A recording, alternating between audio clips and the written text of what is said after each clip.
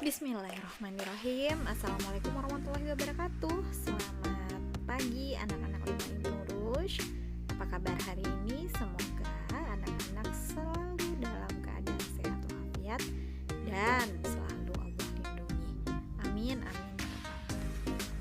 Pembelajaran kita hari ini yaitu tema 3 makanan sehat, subtema 2 pentingnya makanan sehat bagi tubuh, pembelajaran ke-6. Muatan intak pada pembelajaran hari ini yaitu Quran Surat Al-Baqarah ayat 168. Dan tujuan pembelajaran kita hari ini adalah yang pertama, anak-anak mampu menjelaskan makna keberagaman dalam sebuah cerita. Kemudian anak-anak mampu menyimpulkan perbedaan dan persamaan dalam kata kunci ikhlas. Sebelum belajar, mari kita lihat cerita berikut ini ya. Simak baik-baik. Oke?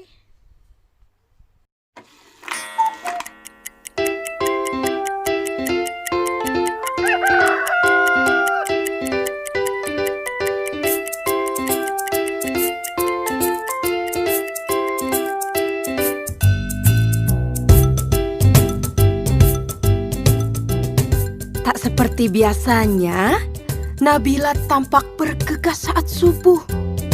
Diperiksanya satu demi satu perlengkapan sekolah agar tidak ada yang tertinggal. Hari ini, dia akan memulai kelas yang baru dengan penuh semangat.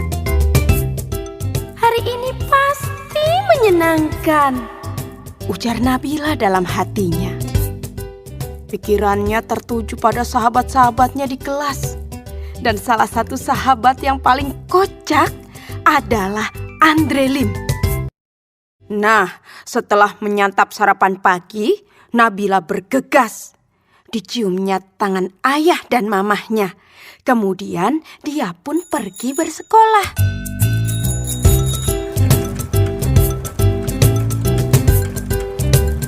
Setibanya di sekolah, Nabila melihat anak perempuan yang sedang memegangi tangan ibunya. Nabila melihat anak perempuan dengan kalung salib sedang memegang tangan ibunya. Raut anak itu tampak sedih. Dipegangnya tangan ibunya. Tak lama kemudian, sang ibu pun memanggil Nabila. Dek, adik kelas berapa? Kelas 3, Bu. Oh, anak ibu juga kelas 3. Namanya Kristina. Dia anak baru di sini. Kristina, ayolah kenalan dengan teman barumu ini, Kris. Pinta ibunya Kristina. Nabila, Kristina. Bel pun berbunyi. Mata Kristina terlihat berkaca-kaca. Ibunya mulai membujuk supaya Kristina mau masuk kelas. Melihat itu, Nabila segera menghampiri dan menggandeng tangan Kristina. Masuk kelas yuk, nanti kamu sebangku denganku, ajak Nabila. Mereka pun masuk kelas setelah menyelami tangan ibu Kristina. Di kelas, guru meminta setiap anak untuk mengenalkan dirinya. Nabila mulai mengenal teman-teman barunya. Di antara mereka ada yang pindahan dari luar kota, bahkan luar provinsi loh. Ada Bagus Oka yang berasal dari Bali, ada Kristina dari Medan, dan teman-teman yang lainnya.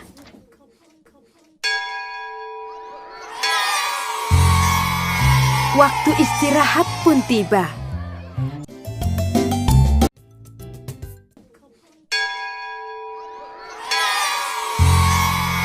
Waktu istirahat pun tiba.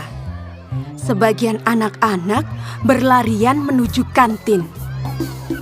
Andre Lim datang menghampiri Nabila. Hanya Nabila, jajan yuk. Enggak aku bawa bekal dari rumah, kata Nabila. Tak disangka-sangka, Kristina pun membawa bekal. Tidak lama kemudian, ada Bagus datang menghampiri Nabila. "Boleh tidak aku makan bareng kalian? Makan sendiri tidak enak," kata Bagus. "Oh, boleh, boleh," jawab serentak Nabila dan Christina. Mereka bertiga duduk, kemudian membuka bekalnya masing-masing. Christina membawa roti gandum dengan selai kacang. Bagus membawa nugget dan nasi. Sementara itu, Nabila dibekali ayam goreng, nasi, dan sambal. Waduh, enak sekali ya. Nah, sebelum makan, Nabila mengangkat tangannya kemudian berdoa. Sedangkan Christina melipat kedua tangannya dan menunduk sambil berdoa. Sementara itu, Bagus merapatkan kedua tangannya sambil berdoa. Mereka berdoa bersama. "Tuhan, terima kasih atas makanan yang Kau berikan. Semoga makanan ini memberikan kami kesehatan dan membuat kami mampu melaksanakan tugas kami. Berkati juga mereka yang menyiapkan makanan ini. Semoga mereka mendapatkan berkat yang sama seperti kami. Amin," ujar Christina. "Om Anugraha Amertadi Sanjiwaniya Nama Swaha," kata Bagus. "Allahumma barik lana fima rozaqtana wa qina adzabannar." Nabila berdoa. Setelah berdoa, mereka pun saling berbagi makanan dan senyuman.